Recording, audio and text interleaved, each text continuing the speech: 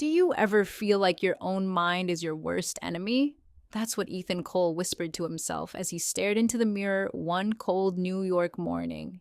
His reflection looked like a stranger, dark circles, tired eyes, a man haunted by his own thoughts. On paper, Ethan had everything: a successful tech career, a Manhattan apartment overlooking the skyline, and friends who admired his drive. But inside, he was falling apart.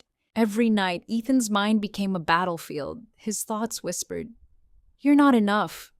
You're just lucky. One mistake and it all ends." These voices weren't real, but they felt powerful, like invisible chains pulling him down. For years, he ignored them, drowning the noise in caffeine, work, and endless scrolling through his phone.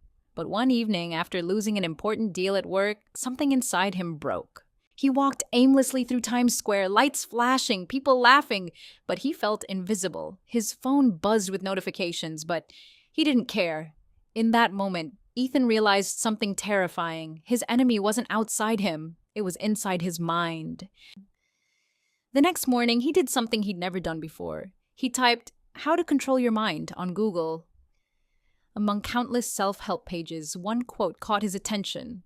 "Your mind is a garden. Your thoughts are the seeds. You can grow flowers or you can grow weeds." It struck him deeply. Ethan decided to run an experiment, not on code, but on himself.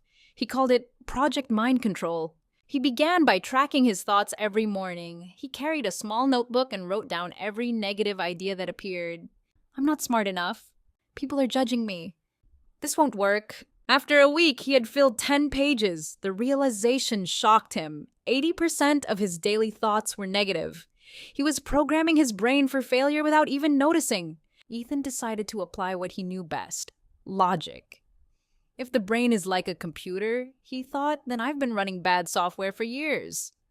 So he began to debug his mind. Step 1, awareness. Whenever a negative thought appeared, he paused and labeled it.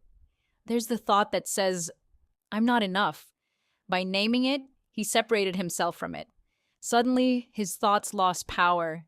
They were just mental events, not truths. Step 2, reprogramming. For every negative line he wrote, he created a positive counter command.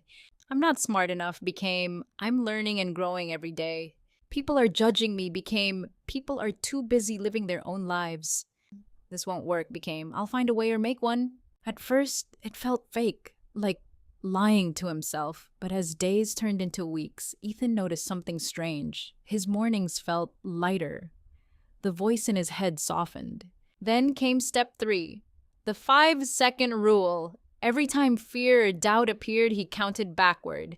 5, 4, 3, 2, 1, action. It was a simple trick, but it worked. The countdown broke his spiral of hesitation. Instead of thinking too long, he acted, made a call, sent the email, started the workout. Slowly, Ethan's confidence returned. But the real test came one night when he was invited to speak at a tech conference. Standing backstage, the old thoughts returned. "You'll forget your lines. They'll laugh." His hands trembled. He felt his heart racing, the old anxiety he thought he'd buried. Then he closed his eyes, breathed deeply, and whispered to himself, "I am not my thoughts. I am the thinker." He walked on stage. The first minute was shaky. His voice cracked, but he didn't stop. By the end of his speech, people were clapping, standing, even cheering. He had just told the world about Project Mind Control, his experiment on defeating negativity through awareness, reprogramming, and action. After the event, a young woman approached him with tears in her eyes. "I've been fighting depression for years," she said. "You just made me believe I can fight back." That night, Ethan sat by his apartment window overlooking the glittering city. For the first time in years, the noise in his head was quiet. He realized something profound. The mind doesn't obey you because you tell it to. It obeys you when you train it to. He kept practicing. He meditated for 10 minutes every morning, visualizing his goals. He started each day with gratitude, writing down 3 things he was thankful for. He learned that gratitude is the antidote to negativity. When you focus on what's good, your brain can't dwell on what's bad. Months later, Ethan launched a podcast called Control Your Mind. It quickly went viral and the US millions listened to his message, not because he was perfect, but because he was honest about his imperfection. His story spread across social media, the man who hacked his own mind. Ethan's journey proved something scientists at Harvard had been saying for years, that thoughts literally rewire the brain. Neuroscientists call it neuroplasticity, the ability of the brain to change its structure through repetition.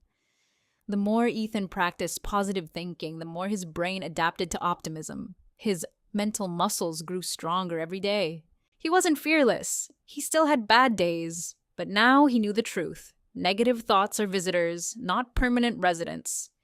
You don't fight them with anger. You replace them with purpose.